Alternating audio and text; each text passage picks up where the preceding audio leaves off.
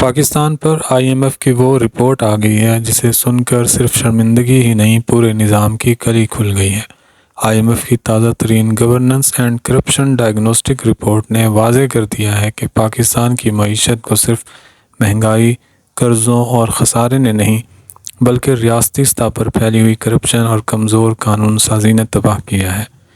Report کے مطابق پاکستان کا حکومتی ڈھانچہ کمزور، بکھرا ہوا، غیر شفاف اور طاقتور مفادات کے قبضے میں ہے۔ ٹیکس نظام پیچیدہ ہے، ریونیو اتھارٹیز بے لگام، کسٹم کمزور اور ریاستی ادارے سیاست زدہ۔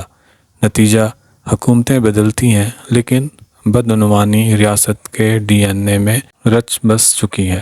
IMF کا کہنا ہے کہ عوام کے ٹیکس کے پیسے کا استعمال شفاف نہیں، بجٹ جھوٹا بنتا ہے، اخراجات کچھ اور ہوتے ہیں، سرکاری ٹھیکوں میں گڑبڑ، اداروں کی من پسند بھرتیاں اور ریاستی ملکیتی اداروں کو سیاسی مال سمجھا جاتا ہے۔ رپورٹ صاف لکھتی ہے کہ احتسابی نظام کو طاقتور کے لیے ڈھال اور کمزور کے لیے تلوار بنا دیا گیا ہے۔ نیب ہو، FIA ہو یا عدلیہ، کہیں مکمل آزادی نہیں، کہیں مکمل جواب دہی نہیں۔ یہ رپورٹ حکومتوں کے خلاف نہیں، پاکستان کے نظام کے خلاف چارج شیٹ ہے۔ سوال صرف یہ ہے ہم کس پارٹی کے حامی ہیں؟ اصل سوال یہ ہے ہم کس نظام کے خلاف کھڑے ہیں؟ اگر ہم نے نظام کو ٹھیک نہ کیا تو صرف چہرے بدلتے ہیں، حالات نہیں۔